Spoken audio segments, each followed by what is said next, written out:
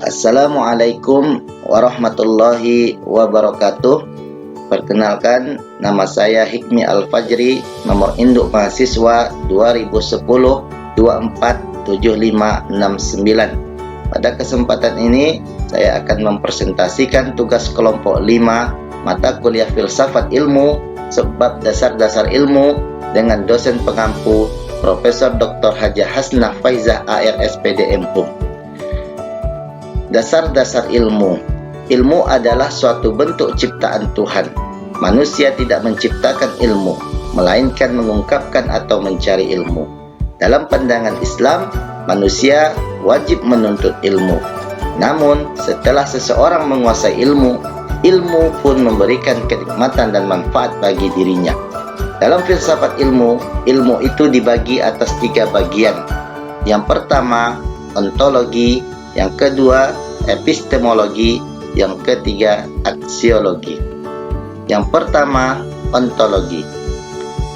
Ontologi menurut para ahli. Muhajir, tahun 2001. Ontologi membahas tentang yang ada, yang tidak terikat oleh satu perwujudan tertentu. Menurut Dardari, 1986, ontologi adalah menyelidiki sifat dasar dari apa yang nyata secara fundamental dan cara yang berbeda di mana entitas dari kategori-kategori yang logis dikatakan ada. Menurut Bahtiar, 1997 mendefinisikan ontologi adalah teori atau ilmu tentang wujud, tentang hakikat yang ada. Dari beberapa pengertian para ahli, diambillah kesimpulan pengertian daripada ontologi adalah ilmu yang membahas tentang hakikat yang ada, yang merupakan kenyataan berbentuk jasmani atau konkret maupun rohani atau abstrak. Pandangan pokok pemikiran ontologi.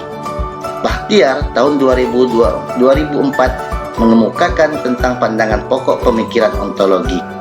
Yang pertama, monoisme.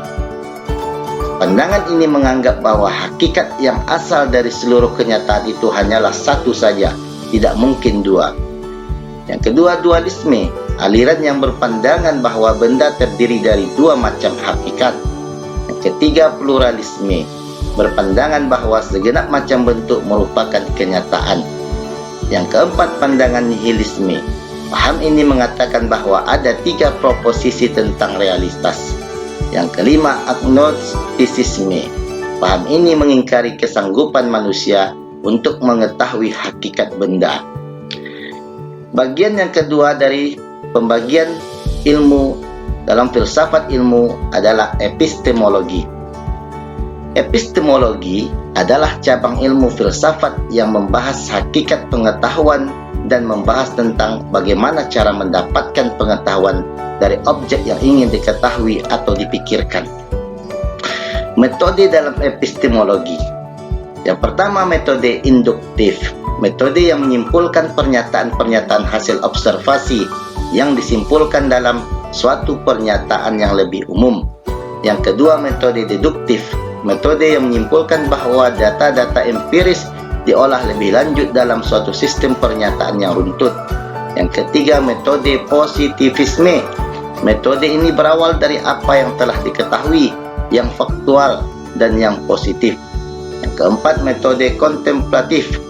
Metode yang mengatakan bahwa adanya keterbatasan indera dan akal manusia untuk memperoleh pengetahuan. Yang kelima, metode dialektis. Metode berdebat dan berwawancara yang diangkat menjadi sarana dalam memperoleh pengertian yang dilakukan secara bersama-sama dalam mencari kebenaran. Landasan epistemologi proses pembelajaran. Mengubah paradigma mengajar atau teaching menjadi paradigma belajar atau learning. Mengubah strategi yang digunakan dalam proses pembelajaran dan disesuaikan dengan materi dan tujuan pembelajaran. Landasan yang ketiga, mengubah media yang digunakan dengan media yang lebih cocok atau sesuai dengan kondisi siswa, guru, dan lingkungan. Landasan yang keempat, mengubah metode yang digunakan dalam proses pembelajaran dan disesuaikan dengan materi dan tujuan pembelajaran. Yang ketiga, aksiologi. Aksiologi berasal dari kata axios dari bahasa Yunani yang berarti nilai dan logos yang berarti teori.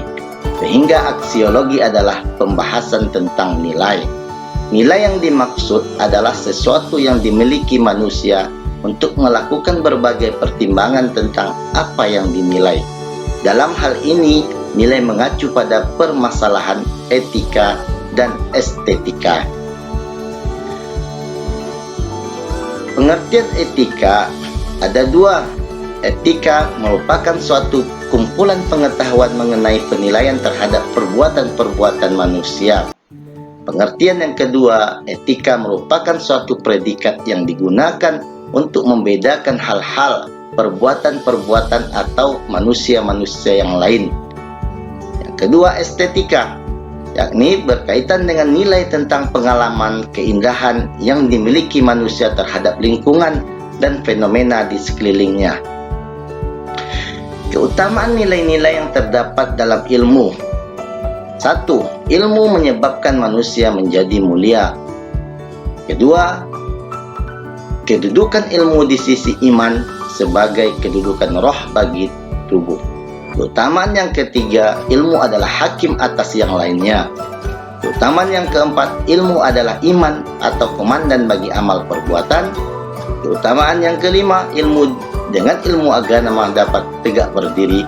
Dan keutamaan nilai-nilai yang terdapat dalam ilmu yang terakhir, sesungguhnya apabila seluruh manusia digunakan untuk mencari ilmu sepanjang hidupnya, sesungguhnya apabila seluruh umur manusia digunakan untuk mencari ilmu sepanjang hidupnya, maka habisnya umur dalam mencari ilmu tidaklah sia-sia. Demikian presentasi saya pada kesempatan ini. Mohon maaf apabila ada kesalahan. Semoga bermanfaat. Assalamualaikum warahmatullahi wabarakatuh.